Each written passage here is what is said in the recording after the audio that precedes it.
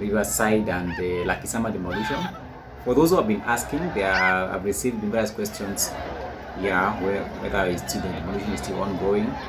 I've seen those comments, and guys, this video I'm going specifically to be able to give you an update and at the same time give a closure to this episode that I dedicated myself to doing. For the first time, I did this episode with all my passion, and the reason is it affected me. Not directly, but indirectly.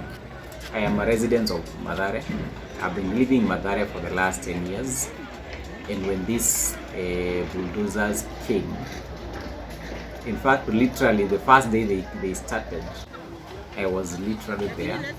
And you know, there is that incident that one person, there is a young guy that was not injured. He was the one wall fall on him and he died. I was literally there. And so that's why it really made me to be part of it, because I saw the impact it was getting for people, and that's why I participated so much into it. Because I'm a resident of this area, I have been living in Mathare, and I know the pain these people got. I have been a content creator doing content around Nairobi, and what you have seen most of my content as a Fanyanga to Mathare. So that is the main reason why I wanted to highlight all these things that were happening. And you guys saw, you have seen what happened. You've seen where all this ended. I did the last episode where we did our last video in the last video we did was in Huruma, but that was a repeat. That was a repeat that they came to repeat some buildings that were left, but the last episode ended from Lango Kubwa before they head to what you call it, Mangani. So you can see they only demolished. Largely the whole episode was around Mathare, and all these videos that I'm showing on your screen that you are seeing are the scenes from, I've picked different scenes from different locations, mostly from Mathare majorly, because that's where the whole thing concentrated. You'll be able to see on this video. Yeah, so Huruma was also very much affected. You'll be able to see on this video. And then we have also highlighted Riverside, Lucky Summer. But you see, when we go to Lucky Summer, they kind of slowed down because those were permanent houses. As you see in Mathare, they were really demolishing because they were not permanent houses. And so that's why I think maybe, I don't know whether it was about to demolish houses that were semi-permanent. So as you can see, all the demolition that was in Mathare, they were mabati houses. So it was mabati and small houses that were maybe permanent, as because mejengo kwa mto.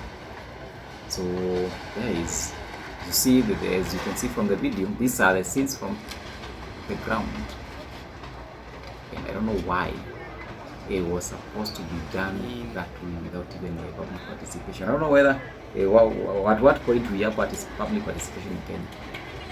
Leo kuna public participation of an activity, but some things just pushed. And let me just say this. You see, now like the last few weeks we have been having serious demonstrations.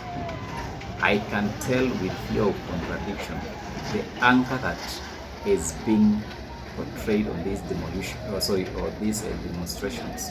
I'm used to demolition, guys. Sorry. The anger that people are portraying on this maandamano, I think largely is driven from what happened in Mathare, what happened in Majenga, and it's still happening. You've seen the scenes from Kware, which is Mukuru Ruben, the kind of atrocities that Kenyans have.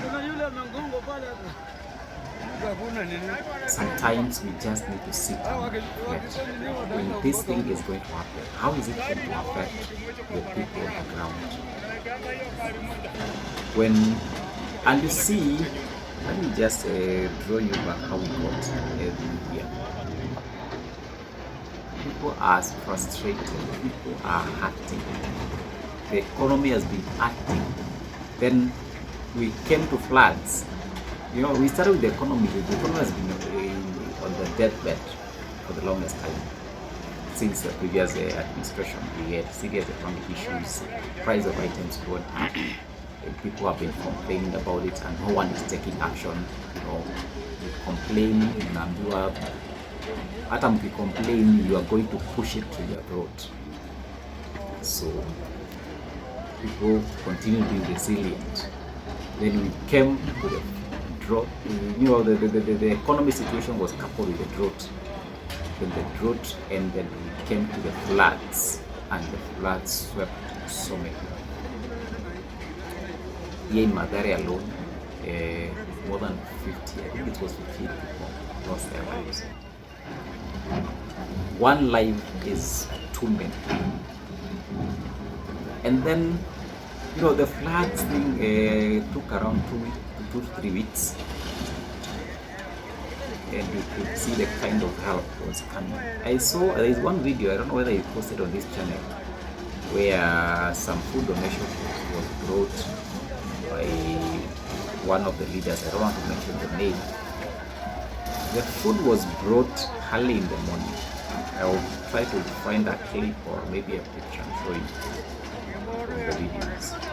It was brought very early in the morning, and the trucks were lined up. And the people were told to line up and be given food donations. Imagine someone's lines up on a line waiting to be given food donation from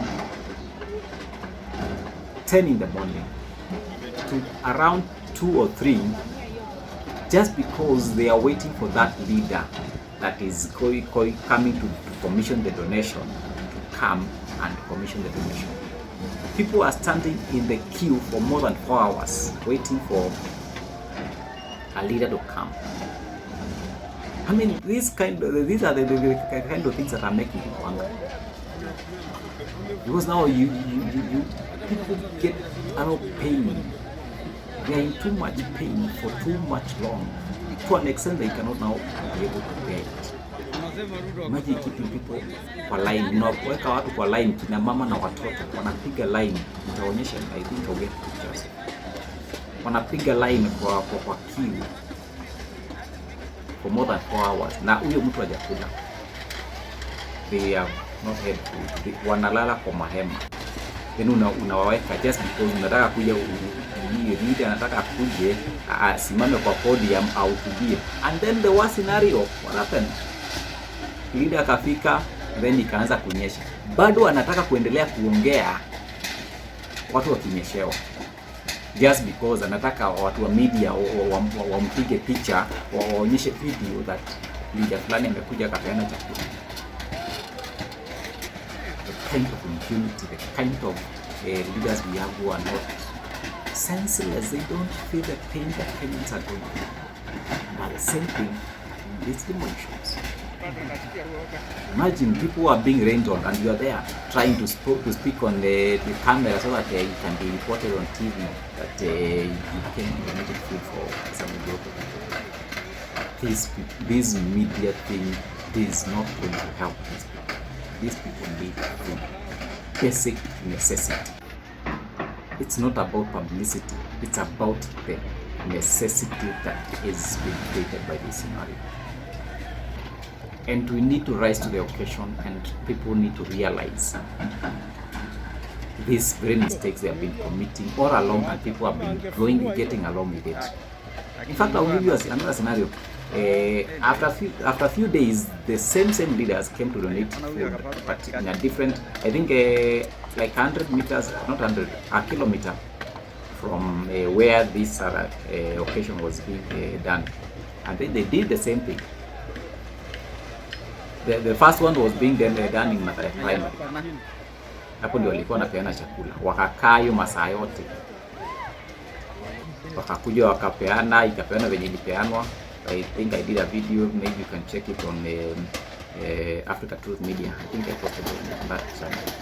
And then now the second time, I think it was a few days, they came to donate in I don't know what the name of that school, next to Drive-In Primary. And then they took the same time, they took their sweet time for them to go and do some media briefings and everything, so that and then people got tired, and they decided to take the young people just you could see, I think I put that video, young people just running away with the sacks of beans and sacks of rice. People getting tired. Alright, so that was during the floods, and then immediately after the floods, demolition that you're seeing on the screens. Imagine, people have not even healed. There are some have not even buried their kins, and then you are told you need to vacate within 48 hours. You need to vacate. You are being housed. Maybe your neighbor, his house or her house was not touched by the floods. They were spared, and then they decided to host you. And then you are told that now all of you need to move out of that house. And the promise is, we are going to give you 10,000 to relocate. And that's why, with all due respect to the leadership and the president of this country, I wish you can associate the truth with what you say. When you say something, you follow with the actions.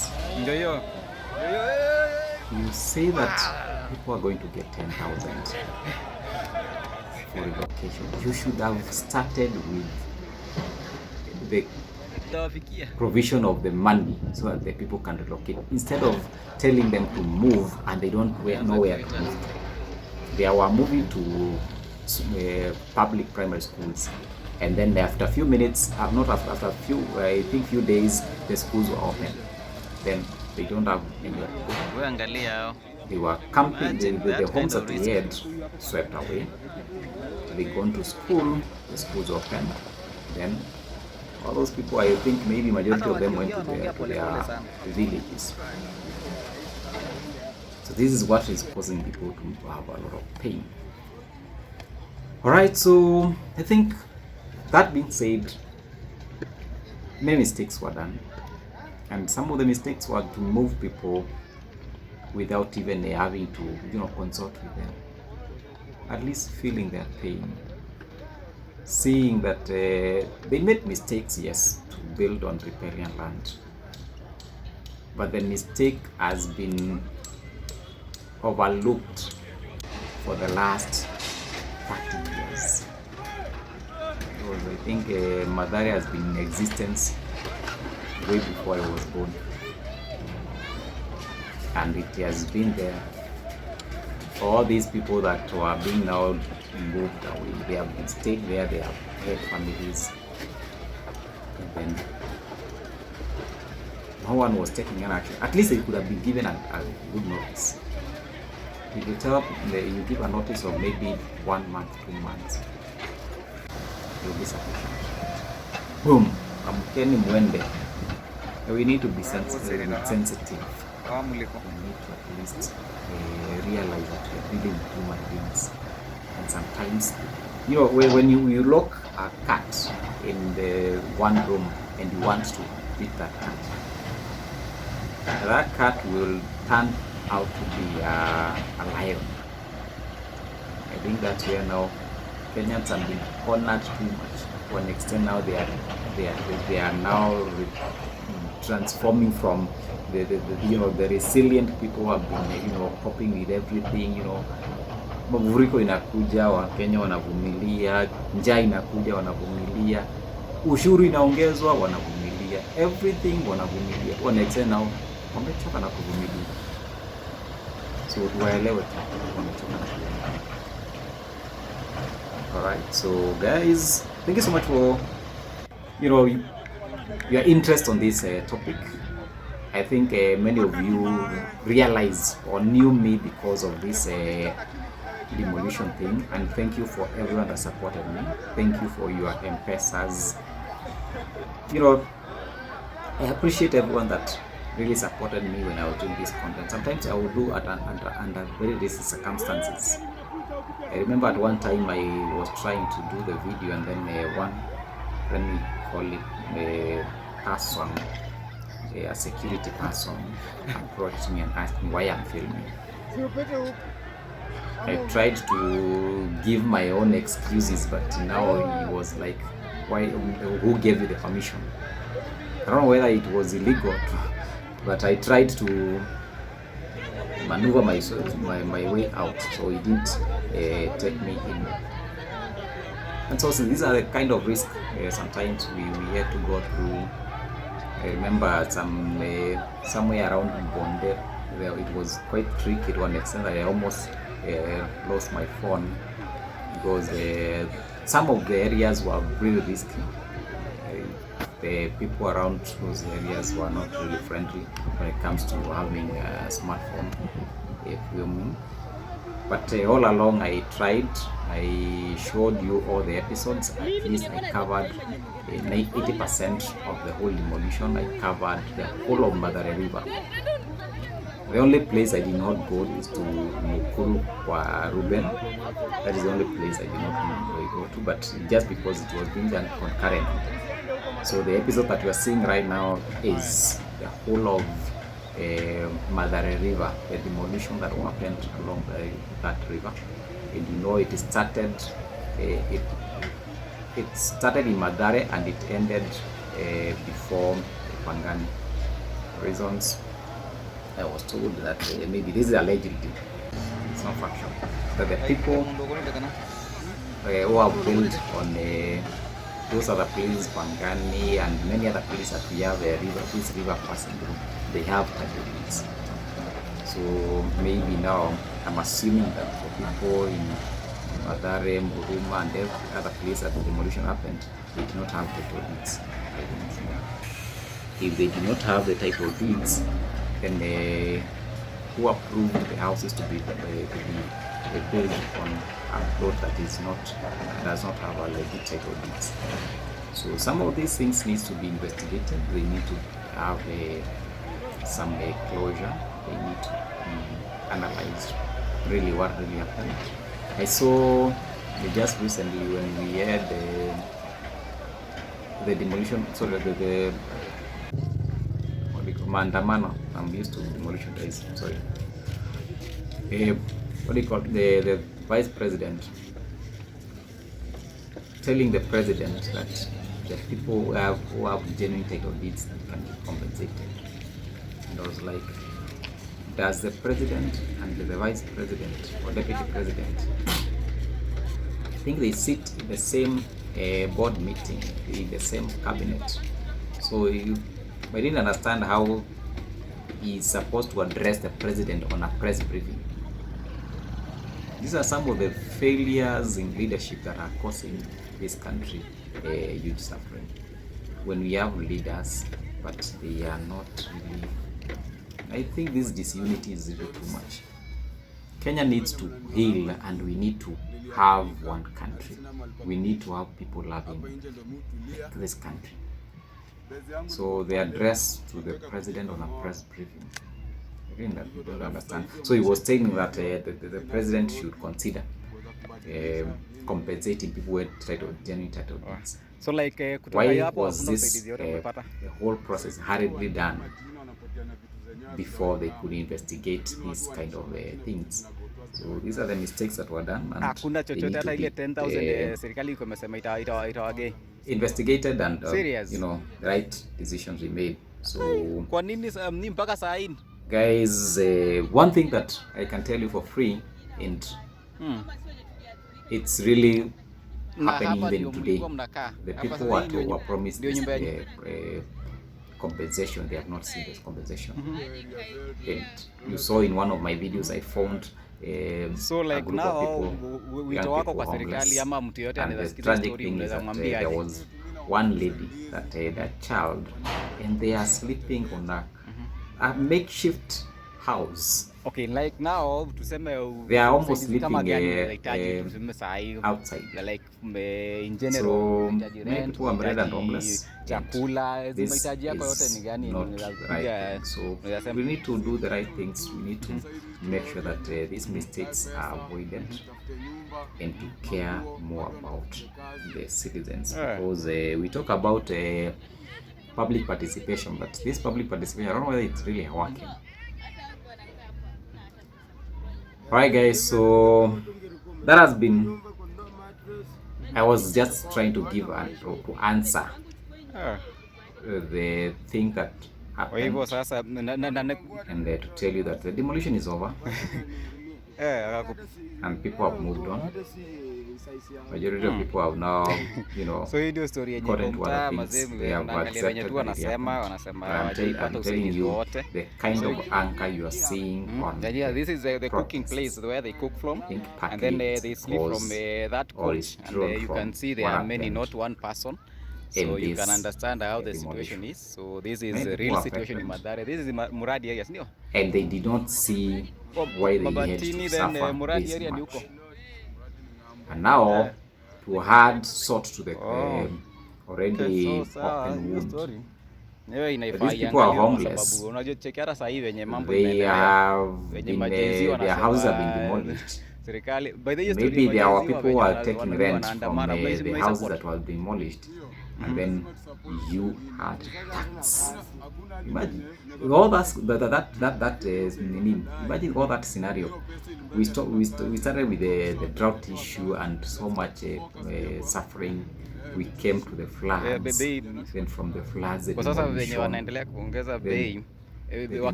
after the demolition we are now having tax being hiked on various basic items.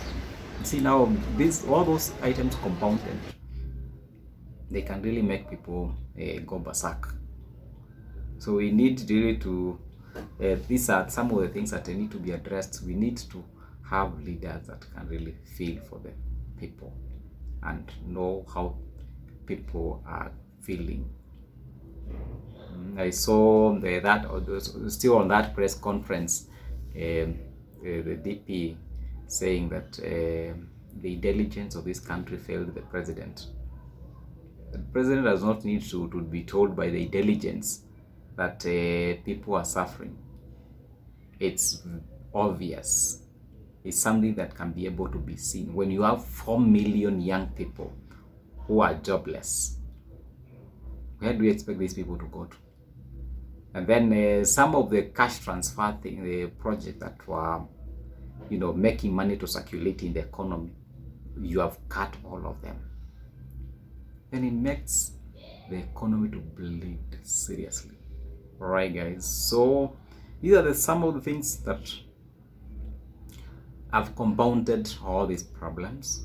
But I think right now people really want to talk, and they need to have a dialogue. We don't need to destroy our country.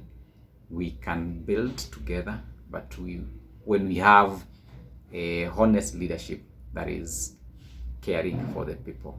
All right, guys. So thank you so much for watching my video.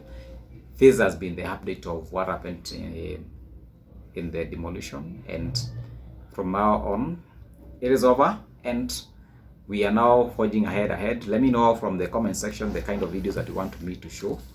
I tried on the protest things, but they are not really doing well. You guys do not really want these protests, and I am also going to, I really don't feel it's the right thing